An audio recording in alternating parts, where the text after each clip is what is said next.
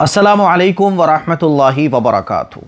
Sunday comment box के एक नए एपिसोड के साथ मैं AM कासमी आप लोगों की खिदमत में हाजिर हूँ। मुझे उम्मीद है कि आप लोग खैर वाफियत से होंगे। मैं अल्लाह ताला से दुआ करता हूँ कि अल्लाह ताला आप लोगों को अपने हिफ्ज़ व अमान में रखे। अशरे ज़िलहिज्जा का मुबारक टाइम चल रहा है। आप लोग खूब दुआएँ करें, इबादत करें, अल्लाह से मांगें, अपने लिए दुआ करें, अपनी फ़ैमिली के लिए, मेरे लिए और तमाम मुसलमानों के लिए दुआ करें, तमाम इंसानों के लिए दुआ करें। ठीक है, चलिए सवालों का सिलसिला शुरू करते हैं। ईद उल अज़हा से रिलेटेड बहुत सारे सवालात, अच्छे सवालात आप लोगों ने पूछे हैं जिनके जवाबात आज आप लोगों के सामने दिए जाएंगे और बहुत सारे डाउट्स आपके क़ुरबानी से मुताल्लिक़ इंशाअल्लाह क्लियर हो जाएंगे। बहुत सारी चीज़ें आज के एपिसोड में हमें सीखने को मिलेंगी। सवाल जवाब का सिलसिला शुरू करने से पहले मैं आप लोगों को बताना चाहूँगा कि इस साल हर साल हम लोग क़ुरबानी करवाते हैं और ये क़ुरबानी उन लोगों की तरफ से होती है जो लोग ऐसे इलाक़ों में हैं जहाँ पर क़ुरबानी करना पॉसिबल नहीं है, क्योंकि हर जगह की सिचुएशन डिफरेंट है। कहीं क़ुरबानी करना बहुत आसान है, कहीं क़ुरबानी करना बहुत मुश्किल है। तो हर साल मैं क़ुरबानी करवाता हूँ अपनी निगरानी में और आप लोग हिस्सा लेते हैं। इस साल जो हिस्सा रखा गया है बड़े जानवर में, उसकी कीमत 6,000 रुपये रखी गई है। 5600 रुपये तकरीबन हिस्से के बन रहे हैं और 400 रुपये जो ऊपर के ख़र्चे हो जाते हैं, लेबर चार्ज है। आप लोग जो क़ुरबानी में हिस्सा लेते हैं तो वो गोश्त गरीबों में, ज़रूरतमंदों में तकसीम होता है और लोगों तक हम पहुंचते हैं, तो पूरा एक अमला काम करता है। तो 300-400 रुपये ऊपर उसके ख़र्च हो जाते हैं। तो 5600 रुपये हिस्से के हैं और 300-400 रुपये जो लेबर चार्ज होते हैं, सफाई सुथराई वगैरह, मेंटेनेंस, ये वो सब मिला के 6,000 रुपये हिस्से के रखे गए। तो आप लोग अगर घर बैठे अपनी क़ुरबानी का फ़रीज़ा अदा करना चाहते हैं और आप ये चाहते हैं कि आपके नाम से क़ुरबानी हो जाए या आपके मरहूमीन के नाम से क़ुरबानी हो जाए या जिनके भी नाम से आप क़ुरबानी करवाना चाहते हैं और चाहते हैं कि ये गोश्त गरीबों में, ज़रूरतमंदों में तकसीम हो जाए, तो आप अपनी क़ुरबानी के लिए 7417810799 पर मुझे मैसेज कर सकते हैं। ठीक है, अपना नाम और क़ुरबानी के लिए आप अमाउंट, क़ुरबानी में शेयर में हिस्सा लेना चाहते हैं, आप अपना नाम मुझे व्हाट्सएप पर 7417810799 चांद रात तक, यानी ईद उल अज़हा वाले दिन तक आप क़ुरबानी में हिस्सा ले सकते हैं। ठीक है। अच्छा, कुछ लोगों की ये तमन्ना रहती है कि हम एक छोटे जानवर में सिंगल हिस्सा लेना चाहते हैं, तो तकरीबन 20,000 रुपये का हमारे यहाँ बकरा आ रहा है फ़िरोज़ाबाद में। तो अगर आप एक सिंगल जानवर की क़ुरबानी करवाना चाहते हैं तो 20 से लेकर 25,000 रुपये का ख़र्चा बैठेगा। ठीक है, तो आप लोग जितना हो सके जल्द अज जल्द अगर क़ुरबानी करवाना चाहते हैं तो शरीक हो सकते हैं। इस मरतबा मैं लेट हो गया थोड़ा, है ना। पिछली मरतबा तो 10-15 दिन पहले से ही मैं बता देता हूँ।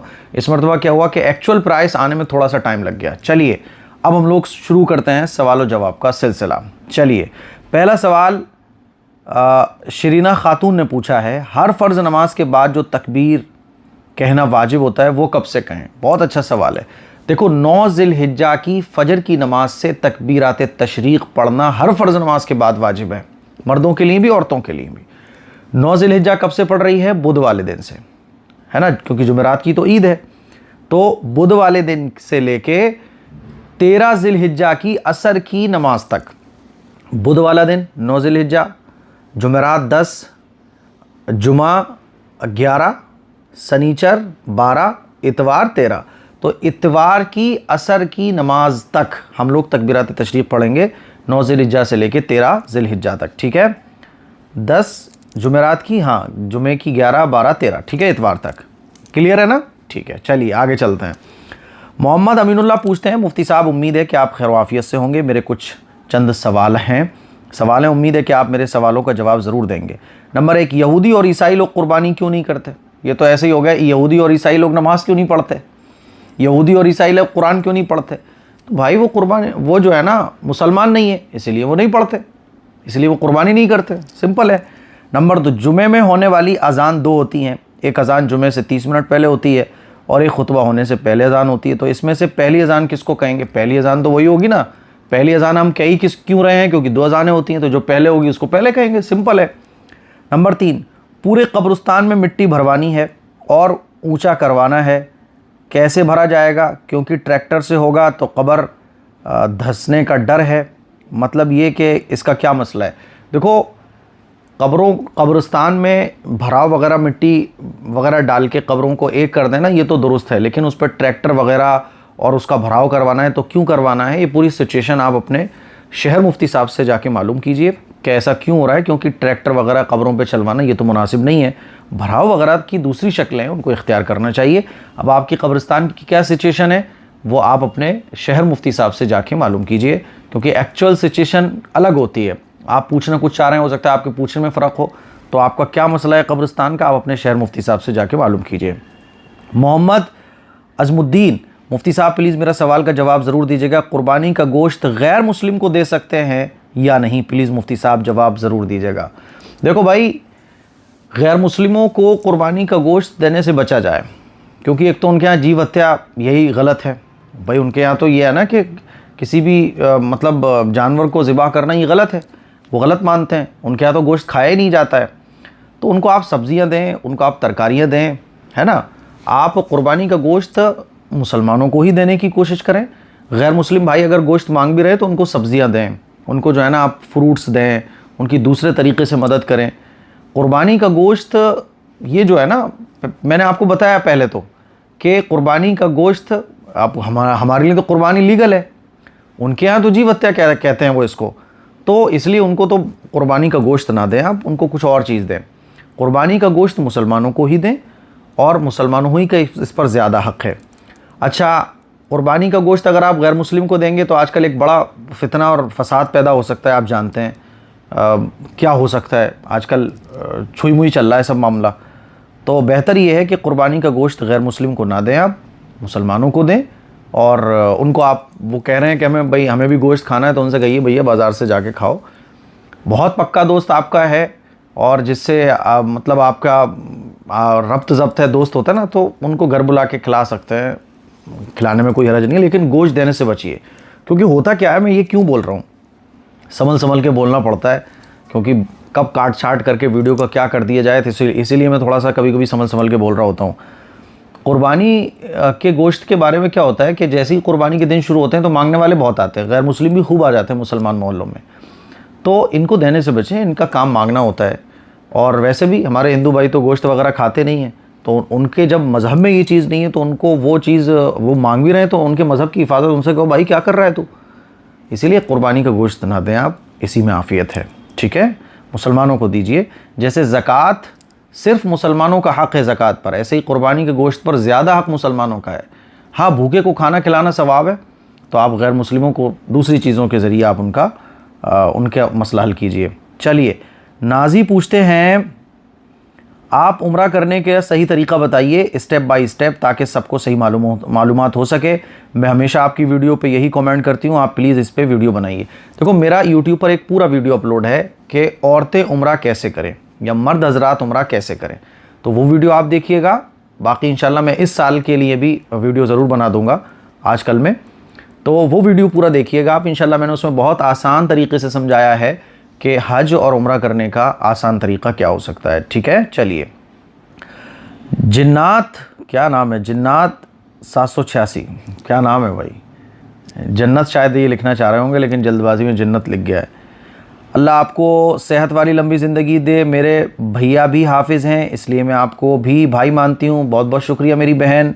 मैं आपकी, भाई ने शायद लग रहा है शरारत में लिख दिया है जिन्नात, इनका नाम जन्नत होगा, होता है ना, भाई लोग शरारत करते हैं। तो बहुत बहुत शुक्रिया मेरी बहन इस मोहब्बत के लिए। और ये पूछती हैं, बहुत कुछ सीखा है आपसे, 2019 से देखती हूँ, ओल्ड इज़ गोल्ड सब्सक्राइबर हैं ये तो हमारी। आपसे कुछ भी समझ में नहीं आता है तो आपकी वीडियो देख लेती हूँ, समझ में आ जाता है। आज एक सवाल है मेरा, प्लीज़ भैया जवाब दीजिएगा। रात में सुई से कुछ सी सकते हैं क्या? सुई आपकी है, कपड़े आपके हैं, धागा आपका है, रात में सियो दिन में सियो, नो प्रॉब्लम। तो रात में भी सिलाई की जा सकती है, क्योंकि ख़वातीन को जो है ना पूरे दिन काम करने के बाद रात में ही टाइम मिलता है, तो ये सवाल माइंड में आ जाता है कि सी सकते हैं कपड़े के नहीं सी सकते, सी सकते हैं, नो प्रॉब्लम, कोई हर्ज की बात नहीं है। नुरेशा खातून पूछती हैं, बकरीद का रोज़ा कितना और कब से रखें, अगर रखना चाहें तो प्लीज़ टेल मी। देखो, ईद उल अज़हा और ईद उल फ़ित्र वाले दिन कोई रोज़ा नहीं होता, ठीक है। तो ईद उल अज़हा का जो है वो कोई रोज़ा नहीं होता। हाँ, अफजल और मुस्तहब ये है, सुन्नत ये है कि ईद वाले दिन यानी बकरीद पर हम लोग जब ईद की नमाज़ पढ़ने जाएं तो कुछ खाए पिए बग़ैर जाएं और ईद की नमाज़ पढ़कर आकर अपने जानवर को ज़िबा करें और उसके गोश्त में से कुछ खाकर दिन की शुरुआत करें। ये मुस्तहब है, अच्छी बात है ये। बाकी रोज़ा नहीं होता। अगर ईद उल अज़हा वाले दिन कोई खा पी ले तो ऐसा नहीं है कि उसका रोज़ा टूट जाएगा या कोई रोज़ा होता हो। समझते ना कि लोग ये समझते हैं कि ईद उल अज़हा को नमाज़ पढ़ने के बाद से लेके कुर्बानी करने तक का रोज़ा होता है। पानी भी नहीं पीते कुछ लोग, कुछ भी नहीं खाते, ऐसा कुछ भी नहीं है। हाँ, मुस्ताहब ये जो मैंने आपको बताया है, ठीक है। चलिए, सिमरन शिफा पूछती हैं, मुफ्ती साहब दुआ है कि आप खैरियत से होंगे। अल्हम्दुलिल्लाह अल्हम्दुलिल्लाह, और उम्मीद है कि आप सब लोग भी खैरियत से होंगे। सवाल नंबर 1, मेरी शादी होने वाली है और मेरे गांव के जो मौलाना साहब हैं वही सबके निकाह पढ़ाते हैं, लेकिन वो ज़्यादा पढ़े नहीं हैं। पहले रेंट पे रहते थे, बच्चों को सिर्फ कोचिंग कराते थे और मुझे लगता है उनको अच्छे से निकाह भी पढ़ाना नहीं आता होगा। मुझे डर लग रहा है कि वो मेरा निकाह अच्छे से पढ़ा पाएंगे कि नहीं। लोग कहते हैं कि अगर निकाह अच्छे से नहीं हुआ तो गुनाह होता है। अब आप ही बताएं मुझे क्या करना चाहिए। मुझे बहुत ही शौक़ है, आप मेरा निकाह पढ़ाएं। अच्छा देखो, मैं तो निकाह नहीं पढ़ाने आ सकता हूँ क्योंकि आप पता नहीं कितनी दूर होंगी और आपका शहर न जाने कहाँ होगा, लेकिन अगर करीब हुआ तो इंशाल्लाह ज़रूर कोशिश करूँगा। रही बात इसकी कि वो जो मौलाना साहब हैं उनके बारे में ये है कि वो कम पढ़े लिखे हैं और निकाह नहीं पढ़ा पाएंगे, तो देखो एक बात अच्छे तरीके से आप समझ लो, निकाह अगर कोई ना भी पढ़ाए, मान लीजिए कोई निकाह पढ़ाने वाला नहीं है और घर के लोग सारे मौजूद हैं, तब भी निकाह हो जाएगा। काजी का होना ज़रूरी नहीं है, निकाह पढ़ाने के लिए मौलाना का होना भी ज़रूरी नहीं है। आपके अब्बा भी निकाह पढ़ा सकते हैं, आपके भाई भी निकाह पढ़ा सकते हैं, आपके घर ख़ानदान में से कोई भी निकाह पढ़ा सकता है। और कोई निकाह पढ़ाने वाला ना हो तो देखो, निकाह के लिए 2 चीज़ें ज़रूरी होती हैं, ईजाब व कबूल। ईजाब व कबूल किसको कहते हैं कि लड़का ये कहता है कि मैंने इस लड़की को अपने निकाह में लिया है, मैं इससे निकाह करता हूँ, मैंने इससे निकाह कर लिया। लड़की ये कहती है मुझे ये निकाह कबूल है। लड़के ने ये कहा कि मैं तुमसे निकाह करता हूँ, लड़की ने कहा ठीक है मुझे कबूल है। तो ईजाब और कबूल इसको कहा जाता है। लड़का कहता है कि मैंने तुमसे निकाह किया, लड़की कहती है ठीक है मुझे कबूल है। तो ये होता है ईजाब और कबूल। पहली चीज़ ये ज़रूरी है कि लड़का और लड़की दोनों राज़ी हों, है ना, और 2 गवाह कम से कम होना चाहिए। और ये ईजाब और कबूल जो हो रहा है ये गवाहों की मौजूदगी में होना चाहिए। 2 गवाह कम से कम घर के, बाकी सारे घर वाले मौजूद हों तो सुभान अल्लाह जैसे आमतौर पर होते हैं। तो एक ईजाब व कबूल, दूसरा लोगों घर वालों की मौजूदगी, यानी छिपके निकाह नहीं होना चाहिए। बाज़ लोग छिपके निकाह करते हैं, तो छिपके निकाह होते ही नहीं है। ये बात अच्छे तरीके से समझ लीजिए। छिपकर जो निकाह होगा वो लीगल नहीं होगा, क्योंकि निकाह छिपके नहीं होता। निकाह का मतलब ही ये है, अल्लाह के नबी सल्लल्लाहु अलैहि वसल्लम ने फरमाया आलिनुन निकाह, निकाह का ऐलान करो। मस्जिद में निकाह करना बेहतर क्यों है, सुन्नत क्यों है? क्योंकि मस्जिद में मजमा ज़्यादा होता है। तो निकाह में ऐलान शर्त है। तो पहला ईजाब व कबूल, यानी लड़का लड़की दोनों कबूल करें एक दूसरे को, और दूसरी चीज़ कि घर वाले मौजूद हों। ये 2 काम अगर हो गए, निकाह हो गया। अब मौलाना साहब का इसमें कोई रोल नहीं है। हाँ, कुछ चीज़ें सुन्नत मुस्तहब्बात होती हैं कि पहले मौलाना साहब रजिस्टर लेकर आते हैं। पहले ज़माने में रजिस्टर वगैरह नहीं होते थे, पहले ज़माने में तो ऐसे ही सब चला करता था, ज़बानी बस, है ना, सबको पता चल गया। अब क्या होता है, रजिस्टर वगैरह बन गया है, क्योंकि कानूनी एतबार से भी वो तमाम चीज़ें दिखानी होती हैं कागज़ी तौर पर, है ना। तो ये सब हो गया कि कल को भाई अगर शादी डिवोर्स होता है तो ये कागज़ी सबूत हमारे पास मौजूद हो, लड़का किसी चीज़ से ना मुकरे। भाई लड़की कह सकती है मुझे तो मेरा मेहर नहीं मिला, लड़का कह रहा है मैंने तो मेहर दिया था, तो सब लिखा हो, है ना, कौन कौन मौजूद था ये भी सब लिखा हो। तो ये तमाम होना। फिर निकाह के बाद खुतबा होता है, दुआ होती है ना, फिर उसके बाद छुआरे वगैरह, ये तमाम एक्स्ट्रा चीज़ें हैं। असल जो है वो यही 2 चीज़ें हैं। तो निकाह में कुछ ऐसा नहीं है कि आपका निकाह नहीं होगा। काजी साहब ने कुछ भी नहीं पढ़ाया, लेकिन लड़का लड़की राज़ी हैं और घर वालों मौजूद हैं, निकाह हो गया। समझ रहे हो? तो 2 काम ज़रूरी हैं। लड़का कहे मैंने तुमसे निकाह किया, लड़की कह रही हाँ मैंने कबूल किया। ये तो होता है। काजी साहब क्या कहते हैं कि तुम्हारा निकाह इसके साथ किया जाता है, तुम्हें कबूल? लड़का कहता है कबूल है। लड़की से कहा जाता है तुम्हारा निकाह फला के साथ हो रहा है, कबूल? लड़की कहती है कबूल है। यही तो ईजाब व कबूल है। तो एक मरतबा क्या हुआ कि मैं बाहर था, मेरे कज़न का निकाह था, तो वो मस्जिद में आए, मैं था नहीं, तो दादा का कॉल आया, अरे भाई निकाह पढ़ाना है। मैंने कहा दादा मैं तो बाहर हूँ। बोले अब? मैंने कहा आप निकाह पढ़ाइए। दादा ने हमारे निकाह पढ़ा दिया। हमारे वालिद साहब कितने निकाह पढ़ा चुके हैं। तो कोई भी अगर मौजूद ना हो, काजी नहीं मिल रहा है, तो घर वाले भी निकाह पढ़ा सकते हैं। कैसे निकाह पढ़ाएंगे? ठीक है भाई, लड़के के अब्बा खड़े हो गए, कहने लगे मैंने अपने लड़के का निकाह तुम्हारी लड़की के साथ कर दिया। लड़के ने कहा ठीक है मुझे कबूल है। लड़की से कहा कि तुम्हारा निकाह इसके साथ कर दिया गया है, लड़की के अब्बा ने। लड़की ने कहा ठीक है मुझे कबूल है। हो गया निकाह, हो गया, क्योंकि ईजाब व कबूल भी पाया गया और तमाम फैमिली मेम्बर्स भी मौजूद है, हो गया निकाह। तो इससे डरने की कोई ज़रूरत नहीं, आपका निकाह हो जाएगा। ठीक है, घर वाले मौजूद होंगे आपके निकाह में और ये होता ही है। तो यही दो चीज़ें ज़रूरी हैं, बाकी कुछ भी ज़रूरी नहीं है। निकाह बहुत आसान है, मुश्किल नहीं है। बाज़ लोग जो है ना, काजी साहब नहीं मिलते तो परेशान हो रहे होते हैं। निकाह खुद पढ़ाओ ना, सीखो निकाह पढ़ाना यार, निकाह पढ़ाना बहुत आसान है। चलिए, मोहम्मद फ़हद पूछते हैं बारकोड नहीं दिखा मुफ्ती साहब। अच्छा, कभी कभी क्या होता है कि मैं कुछ बोल रहा होता हूँ और बारकोड नहीं मिलता है। तो देखो, आप लोग जानते हैं कि AM कासमी वेलफेयर सोसाइटी का जो बारकोड है वो ऑलरेडी मैं कई बार आप लोगों को बता चुका हूँ, तो आप लोग वो बारकोड ले लिया करें। अच्छा, कभी बारकोड अगर ना मिले तो ये नंबर नोट कर लें, 7417810799। ये जो नंबर है 7417810799, ये नंबर आप सेव कर लीजिए और कभी भी कुछ ताउन करना हो, खैर के कामों में शिरकत करनी हो, तो आप इस नंबर पर मुझे मैसेज कर दिया करें। ठीक है। मोहम्मद शादाब पूछते हैं डॉक्टर शाकिर, मुफ्ती साहब मेरा सवाल है कि अगर कुर्बानी की जानवर चोरी हो जाए तो क्या दोबारा जानवर लेना होगा? दुआ करना, मेरा बी फार्मे का लास्ट पेपर चल रहा है। अच्छा, ये पूछ रहे हैं कि कुर्बानी का जानवर अगर चोरी हो जाए तो क्या होगा? देखो, इस सिलसिले में ये बात समझ लो कि कुर्बानी का जानवर अगर चोरी हो गया तो जिसके ऊपर कुर्बानी वाजिब थी उसका अगर कुर्बानी का जानवर चोरी हुआ है तो उसकी कुर्बानी अदा नहीं होगी, उसको दूसरा जानवर ख़रीद कर कुर्बानी करना पड़ेगी। कल भी एक साहब पूछ रहे थे कि कुर्बानी का जानवर चोरी हो गया तो क्या मेरी कुर्बानी अदा हो गई? मैंने कहा ना जी, आपके ऊपर अगर कुर्बानी वाजिब थी तो दोबारा जानवर लेके आपको कुर्बानी करना होगी, और किसी के ऊपर कुर्बानी वाजिब नहीं थी और उसने जानवर ख़रीदा, उसका चोरी होगा तो उसको दोबारा जानवर लेके कुर्बानी करना ज़रूरी नहीं होगा। अब आप सोच रहे हो यार ऐसा कैसे? तो देखो, जिसके ऊपर कुर्बानी वाजिब होती है तो उसकी कुर्बानी अदा ही तब होगी जब वो कुर्बानी अदा करेगा। अब उसका जानवर तो चोरी हो गया तो उसकी कुर्बानी अदा नहीं हुई।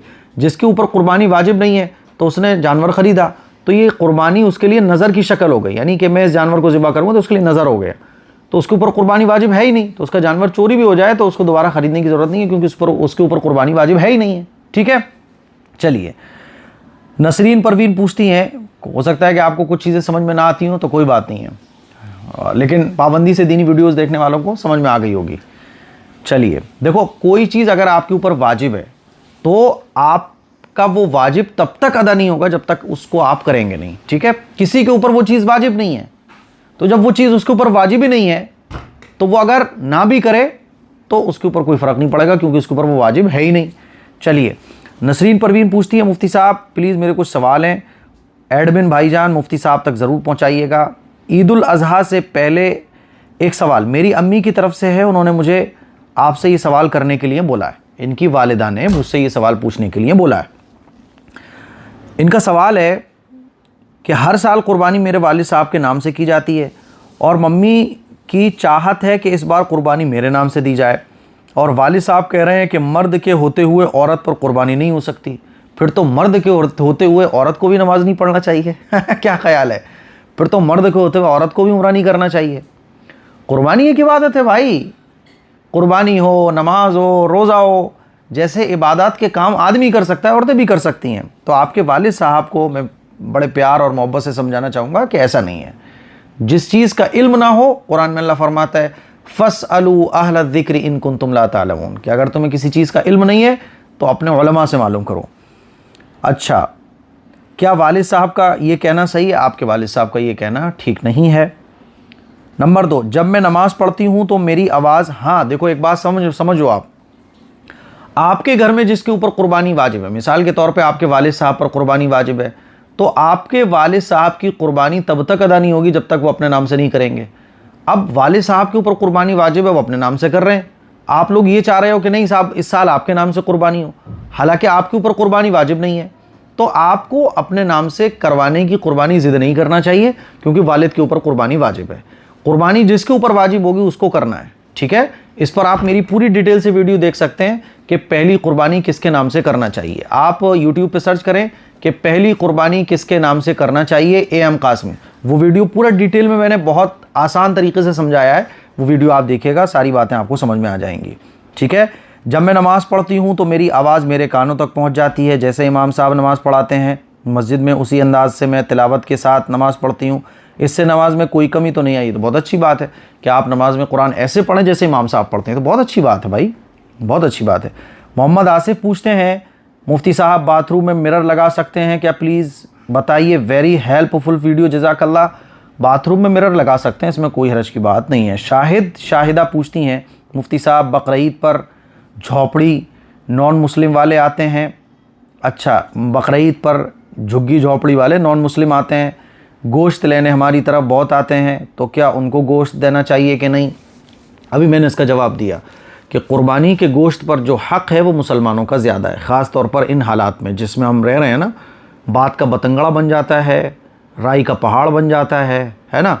और गैर मुस्लिमों को तो वैसे ही हमें चाहिए, देखो हम अपने हिंदू भाइयों की धार्मिक आस्था का सम्मान करते हैं, है ना। और हर एक को कुरान ने क्या फरमाया, लकुम दीनुकुम वली दीन, तुम्हारे लिए तुम्हारा दीन, हमारे लिए हमारा दीन। हम अपने हिंदू भाइयों को समझाएं कि भाई साहब आपके धर्म में गोश्त खाना ये जायज़ नहीं है, नहीं आप ना खाएं। और ये जो ईद वाले दिन, ईद के मौके पर जो ये आते हैं टोलियां बना बना के, तो ये लोग क्या करते हैं, इनके बड़े बड़े पोटले भर जाते हैं, गोश्त जमा करते हैं, इस घर से जमा किया, उस घर से जमा किया, और गोश्त जमा कर करके जो है ना ये पूरा पोटला बना के होटलों पे जाके बेच देते हैं, सेल कर देते हैं। तो कुर्बानी का गोश्त तो भाई गरीबों के लिए है, ज़रूरतमंदों के लिए है।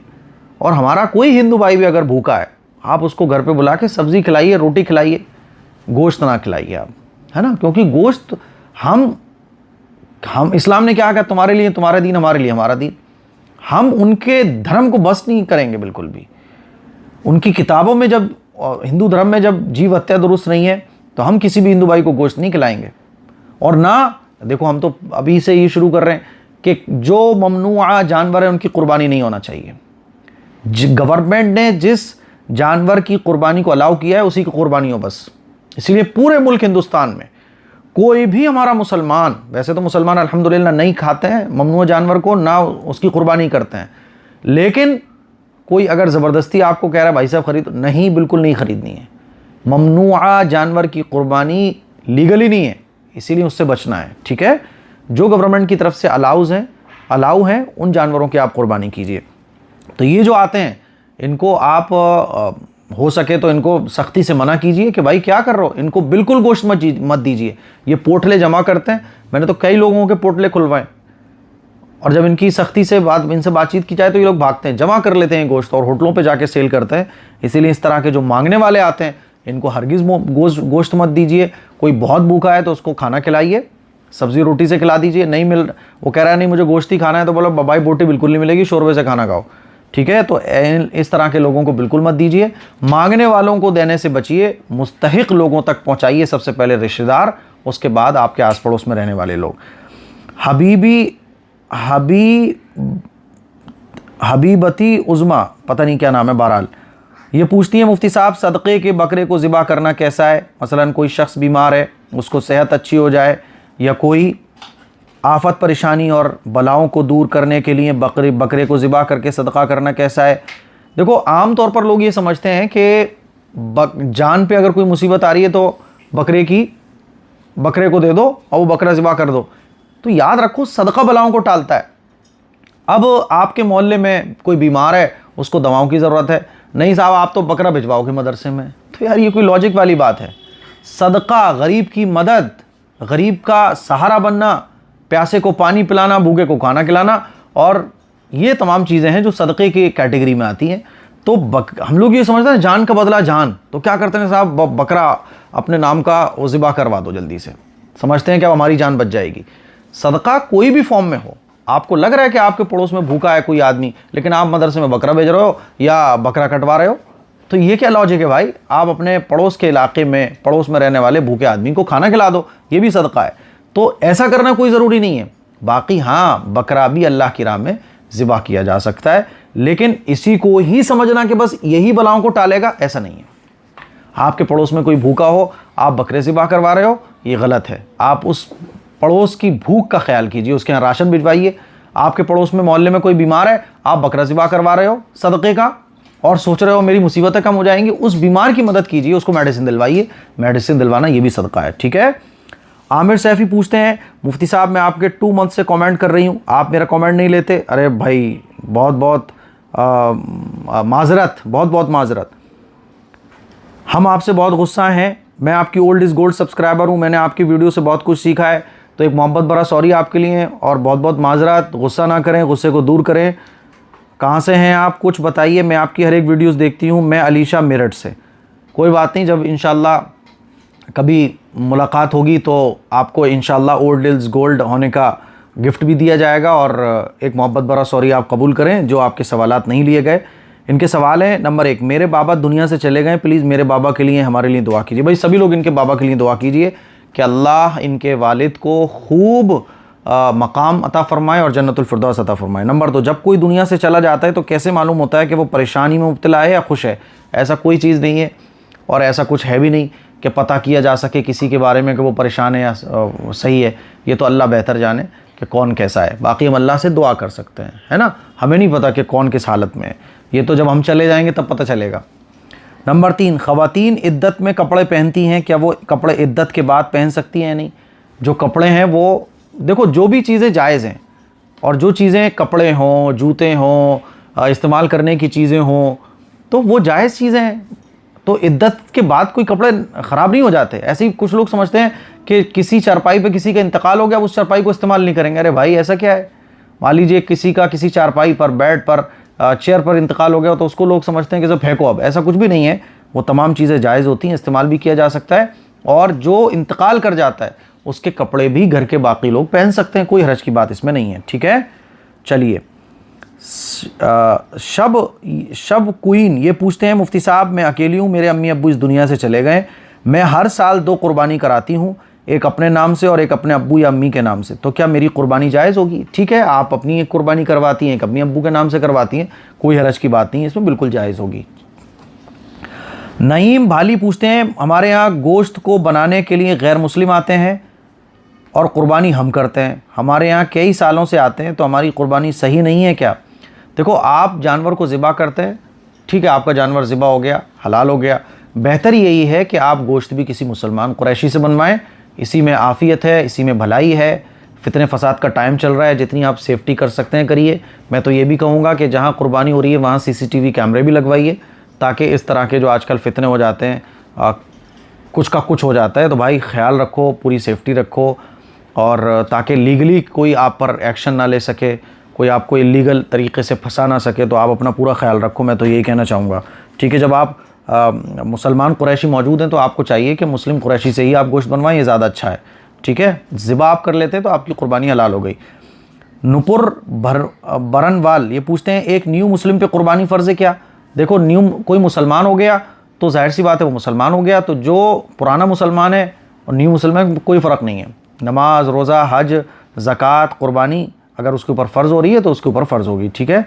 नए मुस्लिम और पुराने मुस्लिम से कोई ताल्लुक़ नहीं है। आदिल हुसैन पूछते हैं, मुफ्ती साहब कुर्बानी में कितने नाम दे सकते हैं? देखो, कुर्बानी में एक छोटा जानवर अगर है, जैसे बकरा, बकरी, दुम्बा, तो 1 आदमी, और अगर बड़ा जानवर है तो उसमें 7 हिस्से होते हैं, 7 नाम से कुर्बानी हो सकती है, ठीक है। बेटा अलग, शौहर अलग, बीवी अलग, सबको देना ज़रूरी है क्या? ये रूना शेख पूछते हैं। देखो, इस सिलसिले में आप वाली वीडियो देखो कि पहली कुर्बानी किसके नाम से करना चाहिए, या एक कुर्बानी एक ख़ानदान AM कासमी, जिसके ऊपर कुर्बानी वाजिब होगी उसको कुर्बानी अदा करनी होगी। मान लीजिए बीवी पर भी कुर्बानी वाजिब है तो उसको अलग करनी होगी, शौहर पर कुर्बानी है उनको अलग करनी होगी। अगर घर में 4 लोगों पर कुर्बानी वाजिब है तो चारों को करनी है, ऐसा नहीं हो सकता कि एक कर दे तो सबकी अदा हो जाए, ठीक है। जैसे नमाज सब पर फ़र्ज़ होती है तो सब पर अलग अलग पढ़नी होगी ना, ऐसा तो नहीं है कि बीवी कह रही हो कि आज नमाज मेरी तरफ से तुम पढ़ लो, या ये सब घर वालों की तरफ से एक आदमी नमाज पढ़ ले, जिसके ऊपर फ़र्ज़ होगी उसको पढ़नी है। आसमा बानो पूछती हैं, सर कुर्बानी के लिए कितनी रकम रखी है, प्लीज़ बताइए। 6000 रुपये इस साल कुर्बानी की रकम रखी गई है।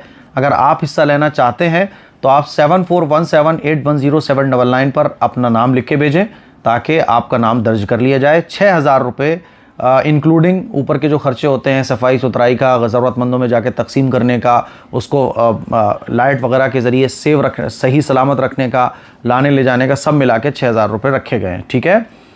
कशिश खान पूछती हैं, इस दुआ को लड़कियां पढ़ सकती हैं? सारी दुआएं जो मर्द हजरात पढ़ सकते हैं वो लड़कियां भी पढ़ सकती हैं। तो जो भी दुआ मैंने बताई है वो लड़कियां भी पढ़ सकती हैं, ठीक है।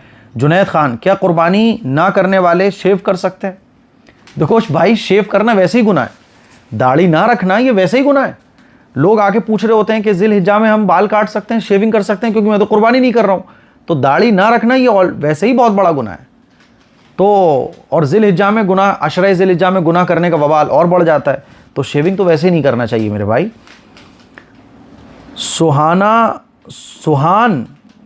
फरीद ये पूछते हैं, बहुत खूब मुफ्ती साहब, बस एक चीज़ क्लियर कर दीजिए, जानवर में 7 हिस्से हैं, ज़िबा मैं कर रहा हूँ और मेरे एंड 6 लोगों का उसमें भी हिस्सा है, तो मिन्नी पढ़ना है या मिन उबैद पढ़ना है? मिन्नी पढ़ना है और वमिन करके आप उन सबके नाम ले लीजिए, ठीक है। और अगर नाम ना भी ले पाएँ तो दिल में तो होता है ना कि ये 7 इसमें शरीक हैं, कुर्बानी ठीक हो जाएगी। मान लीजिए बाई चांस आप नाम नहीं ले पाएँ, तो जो ज़रूरी, सबसे अहम और ज़रूरी चीज़ है वो है बिस्मिल्लाह अल्लाहु अकबर। बिस्मिल्लाह अल्लाहु अकबर आपने पढ़ दिया, काम ख़त्म। अब मिन पढ़ के आप अपना नाम और बाकी सब लोगों का नाम ले लें तो बहुत अच्छी बात है, वो इजाफी चीज़ है। ना ले पाएँ तो आपकी कुर्बानी में कोई फ़र्क पड़ेगा नहीं, ठीक है। चलिए, कुर्बानी के कुछ और मसाइल हैं जो मैं आप लोगों को बताना चाहता हूं ताकि आपकी नॉलेज बढ़े, आपको ये मसाइल मालूम हो, क्योंकि कुर्बानी के दिनों में ये मसले सबके सामने आते हैं। कुर्बानी के जो और ज़रूरी मसाइल हैं वो इस तरह के हैं कि भाई बाज़ दफ़ा जानवर का सींग टूट जाता है तो क्या करना चाहिए, आँख में कोई प्रॉब्लम हो गई। कल ही एक साहब ने मैसेज किया था कि कुर्बानी का जो हम बकरा लेके आए थे उसका पैर टूट गया, वो लंगड़ा हो गया है। तो इस सिलसिले में ये समझ लीजिए सींग के बारे में। सींग टूटना एक बहुत कॉमन सी चीज़ है कि अगर जानवर के सींग पैदाइशी तौर पर ना हो या हो लेकिन छोटे हों तो कुर्बानी जायज़ है। पैदाइशी तौर पर अगर सींग नहीं है या छोटे सींग हैं तो उसकी कुर्बानी जायज़ है। इसी तरह से सींग टूट चुके लेकिन जड़ से नहीं टूटे तो भी कुर्बानी जायज़ है। अगर सींग टूटकर जड़ से उखड़ गए हों और अंदर का गूदा भी दिख रहा हो, अंदर का गूदा भी निकल आया बाहर, तो फिर ऐसे जानवर की कुर्बानी जायज़ नहीं है। ये बात अच्छे तरीके से समझ लें। सींग के बारे में, आँख के बारे में समझ लें कि अगर जानवर भेंगा हो, है ना, तो कुर्बानी जायज़ है। या 1/3 से कम उसकी जो नज़र है उसको नज़र तो आ रहा है, वो चल फिर लेता है नॉर्मल, कोई प्रॉब्लम उसको नहीं होती है, तो इसकी भी कुर्बानी जायज़ है। लेकिन अगर बकरा जो है वो अंधा हो, जानवर काना हो या उसकी निगाह इतनी ज़्यादा चली गई है कि वो ठीक से चल भी नहीं पाता है, तो ऐसे जानवर की कुर्बानी जायज़ नहीं होगी। कान के बारे में समझ लें कि जिस जानवर के पैदाइशी तौर पर एक या दोनों कान ना हो या कान का 1/3 या इससे ज़्यादा हिस्सा कटा हुआ हो तो ऐसे जानवर की कुर्बानी जायज़ नहीं है, ठीक है। और अगर 1/3 से कम कटा हुआ है तो जानवर की कुर्बानी जायज़ है। 1/3 मतलब 3 हिस्से कर लीजिए, तो 1/3 हिस्से से कम कटा हुआ है अगर कान वगैरह, तो कुर्बानी जायज़ हो जाएगी। नाक के बारे में समझ लें, अगर 1/3 या इससे ज़्यादा नाक कटी हुई है, 1/3 से ज़्यादा, 1/3 या इससे ज़्यादा अगर मान लीजिए आँख है और इसी तरह से नाक है, ज़बान है, दांत हैं, तो फिर कुर्बानी दुरुस्त नहीं होगी। और अगर 1/3 से कम कटी हुई है तो जायज़ है, ठीक है। 1/3 से अगर कम कटी हुई है नाक तो उसकी कुर्बानी जायज़ है। इसी तरह से आप ज़बान के बारे में समझ लें, अगर आधी या इससे ज़्यादा ज़बान कटी हुई है तो जायज़ नहीं है। अगर आधी से कम कटी हुई है तो कुर्बानी उसकी जायज़ है। दांत के बारे में आप समझ लें कि अगर जानवर के अक्सर दांत टूटे हुए हों कि चारा भी वो नहीं खा सकता तो उसकी कुर्बानी जायज़ नहीं है। और दांत टूटे हुए हैं लेकिन वो चारा खा लेता है तो उसकी कुर्बानी जायज़ है। एक साहब पूछ रहे थे हमारे बकरे के 2 दांत टूट गए, कुर्बानी हो जाएगी? मैंने हो जाएगी, चारा वगैरह खा लेता है क्या? हाँ। इसी तरह से आप प्रेग्नेंट जानवर के बारे में समझ लें, हामिला अगर जानवर है तो उसकी कुर्बानी जायज़ है। खस्सी जानवर की कुर्बानी जायज़ है। इसी तरह से थन के बारे में आप समझ लें कि अगर ऊँटनी भैंस का एक थन ख़राब हो, ऊँटनी का भैंस का एक थन अगर ख़राब हो, बाकी 3 थन ठीक है तो कुर्बानी जायज़ है। और ऊँटनी का या भैंस के 2 थन ख़राब हो तो कुर्बानी जायज़ नहीं है। बकरी वगैरह का अगर एक थन ख़राब हो तो भी कुर्बानी जायज़ नहीं है। दुम के बारे में आप समझ लें कि अगर जानवर की दुम 1/3 से कम कटी हुई है, 1/3 से अगर कम कटी हुई है तो कुर्बानी जायज़ है। अगर 1/3 या इससे ज़्यादा कटी हुई है तो कुर्बानी जायज़ नहीं है। पाँव के बारे में समझ लीजिए आप कि अगर ऐसा लंगड़ा जानवर जो चलते वक्त पाँव ज़मीन पर बिल्कुल ना रख सकता हो, वो रख ही नहीं पा रहा है ज़मीन पर पाँव, तो ऐसे जानवर की कुर्बानी जायज़ नहीं है। और अगर लंगड़ा है लेकिन पाँव रख लेता है, थोड़ा बहुत सहारा लेके चल रहा है, तो कुर्बानी जायज़ है। और अगर जानवर का पूरा पाँव ही कट गया तो उसकी कुर्बानी जायज़ नहीं है। इसी तरह से आप समझ लें कि रसौली जो होती है ना, तो ऐसा जानवर की कुर्बानी तो जायज़ है, लेकिन अगर सेहत इससे डॉक्टर से मालूम कीजिए कि अगर ऐसे जानवर का गोश्त खाएंगे तो नुकसान पहुंच सकता है, तो बहरहाल सेहत हज़ार नेमत है, सेहत का ख्याल रखिए आप, ठीक है। कमज़ोरी वाले के समझ लीजिए, कोई जानवर अगर ज़्यादा कमज़ोर हो, जिसकी हड्डियों में कोई गुदा ना रहे, हड्डी ही हड्डियाँ हैं, गोश्त है ही नहीं, तो कुर्बानी जायज़ नहीं है। लेकिन दुबला पतला है, ठीक से चल फिर सकता है, तो इस तरह के जानवर की कुर्बानी जायज़ है। तो ये कुछ और मसाइल थे एक्स्ट्रा जो मैंने आप लोगों के लिए नोट करके रखे हुए थे। मुझे उम्मीद है कि आज का एपिसोड आप लोगों को पसंद आया होगा। इस क्लिप को शेयर करें, दूसरों तक पहुँचाएँ, मुझे अपनी दुआओं में याद रखिएगा। अस्सलामु अलैकुम व रहमतुल्लाहि व बरकातुहू।